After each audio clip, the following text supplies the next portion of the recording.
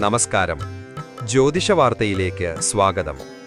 പരശുരാമൻ സ്ഥാപിച്ച 108 ശിവാലയങ്ങളിലൊന്നാണ് വൈക്കം മഹാദേവ ക്ഷേത്രം.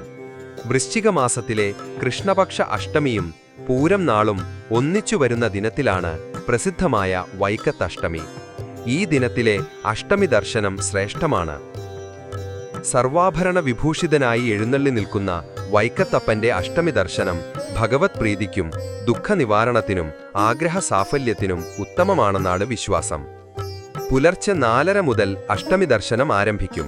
പുത്രനായ സുബ്രഹ്മണ്യൻ താരകാസുരനുമേൽ വിജയം കൈവരിക്കുന്നതിനായി അഷ്ടമി ദിവസം വൈക്കത്തപ്പൻ പ്രാർത്ഥനയോടെ ഉപവസിക്കുകയാണെന്നാണ് സങ്കല്പം. അന്നേ ദിവസം പുത്രവിജയത്തിനായി ഭഗവാൻ അന്നദാനം നടത്തുന്നു. അന്നദാന പ്രഭുവായ ഭഗവാന് താനൊഴികെ മറ്റാരും അന്ന് പട്ടിണി കിടക്കരുത് എന്ന് നിർബന്ധമാണത്രേ. ഭഗവാന്റെ പ്രസാദം സ്വീകരിക്കാൻ ലക്ഷക്കണക്കിന് ഭക്തരാണെത്തുന്നത്. ഇത്തവണത്തെ വൈക്കത്തഷ്ടമി ഡിസംബർ 12 വെള്ളിയാഴ്ച പുലർച്ചെ 4:30 മുതലാണ്. അഷ്ടമി ദർശനത്തിന്റെ പ്രാധാന്യമെന്തെന്നാൽ വ്യാഘ്രപാദ മഹർഷിക്ക് വൈക്കത്തപ്പൻ പാർവതീ സമേതനായി ദർശനം കൊടുത്ത സമയമാണിത്.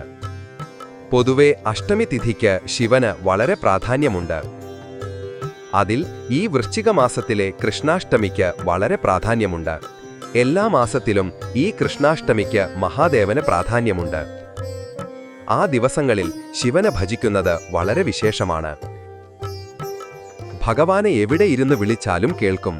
അതുകൊണ്ട് ഈ വൈക്കത്തഷ്ടമി ദിവസം രാവിലെ ആ അഷ്ടമി ദർശന സമയത്ത് പുലർച്ചെ 4:30 ഒരു ഭദ്രദീപം നെയ്യൊഴിച്ച് 5 തിരിയിട്ട് കത്തിച്ച ഒരു വിളക്കിൽ വൈക്കത്തപ്പനാണ് എന്ന് സങ്കൽപ്പിച്ച് ആ വിളക്കിന്റെ മുമ്പിലിരുന്ന് ധാരാളം നമഃശിവായ ജപിക്കുക.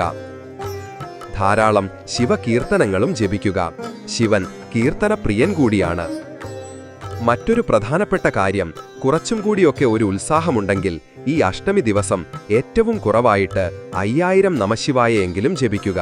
കുറച്ചും കൂടി പറ്റുമെങ്കിൽ അത് 10,000 ആക്കുക.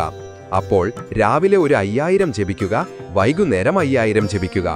ഒരു 10,000 നമഃശിവായ ലക്ഷ്യമാക്കി സങ്കൽപ്പിച്ച് ജപിച്ചാൽ അത് വളരെ വിശേഷമാണ്.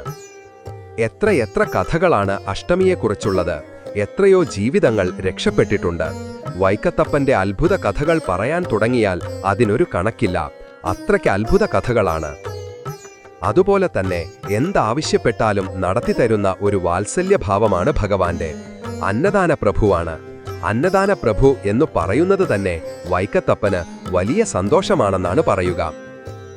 സംഗീത സംവിധായകനായിരുന്ന ദക്ഷിണാമൂർത്തി സ്വാമികൾ എപ്പോഴും പറയുമായിരുന്നു, വൈക്കത്തപ്പ എന്ന് വെറുതെ വിളിക്കരുത്, വൈക്കത്തപ്പ അന്നദാന പ്രഭോ എന്ന് ഉറക്കെ വിളിക്കണം എന്ന് പറയും. അത് കേൾക്കുമ്പോൾ വൈക്കത്തപ്പന് അത്ര സന്തോഷമാണെന്ന്. പറ്റുമെങ്കിൽ അന്നേ ദിവസം അന്നദാനം ചെയ്യുന്നത് നല്ലതാണ്. അന്നദാന പ്രഭുവാണല്ലോ അദ്ദേഹം. ഒരാളെ പോലും അത്താഴത്തിനവിടെ പട്ടിണി കിടത്തില്ല. വൈക്കത്ത് നടയടയ്ക്കുന്നതിന് മുമ്പ് ചോദിക്കും, ആരെങ്കിലും പട്ടിണി കിടക്കുന്നുണ്ടോ, അത്താഴം കഴിക്കാത്തവരുണ്ടോ എന്ന് വിളിച്ചു ചോദിച്ച് നടയടയ്ക്കുന്ന ക്ഷേത്രമാണ്. അത്ര പ്രാധാന്യമാണ് അന്നദാനത്തിന്. വൈക്കത്ത് നിന്ന് 3 കിലോമീറ്റർ വടക്കുമാറി സ്ഥിതി ചെയ്യുന്ന ക്ഷേത്രമാണ് ഉദയനാപുരം സുബ്രഹ്മണ്യസ്വാമി ക്ഷേത്രം. വൈക്കത്തപ്പന്റെ മകനാണ് ഉദയനാപുരത്തപ്പൻ എന്ന് വിശ്വസിച്ചു പോരുന്നു. അഷ്ടമി ദിനത്തിൽ രാത്രിയിൽ നടത്തിവരുന്ന അഷ്ടമി വിളക്ക് ചടങ്ങ് ഉദയനാപുരത്തപ്പനെ വരവേൽക്കാൻ വേണ്ടിയാണ്. ശൂരപത്മാസുരനെയും താരകാസുരനെയും നിഗ്രഹിച്ച് വിജയശ്രീ ലാളിതനായെത്തുന്ന സുബ്രഹ്മണ്യനെ പിതാവായ വൈക്കത്തപ്പൻ സ്വീകരിക്കുന്നു എന്ന സങ്കല്പത്തിലാണ് ഈ ചടങ്ങ്.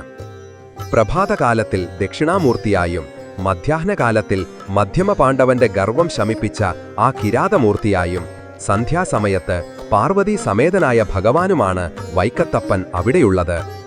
സദാശിവ സങ്കല്പമാണ് ഭഗവാന്റേത്. സദാശിവ സങ്കല്പമെന്നു പറഞ്ഞാൽ എല്ലാ രുദ്രന്മാർക്കും ഈശ്വരനായി, എല്ലാ ശിവന്മാർക്കും ശിവനായി ഇരിക്കുന്ന ശിവനാണ് വൈക്കത്തപ്പൻ. അങ്ങനെയുള്ള വൈക്കത്തപ്പന്റെ അഷ്ടമി എല്ലാവരും പഞ്ചാക്ഷര ജപം കൊണ്ടും അന്നദാനം കൊണ്ടും ഭസ്മധാരണം കൊണ്ടും വ്രതാനുഷ്ഠാനം കൊണ്ടും ഗംഭീരമായിട്ട് ആചരിക്കുക. എല്ലാവർക്കും വൈക്കത്തപ്പന്റെ അനുഗ്രഹം ഉണ്ടാകട്ടെ. നമസ്കാരം.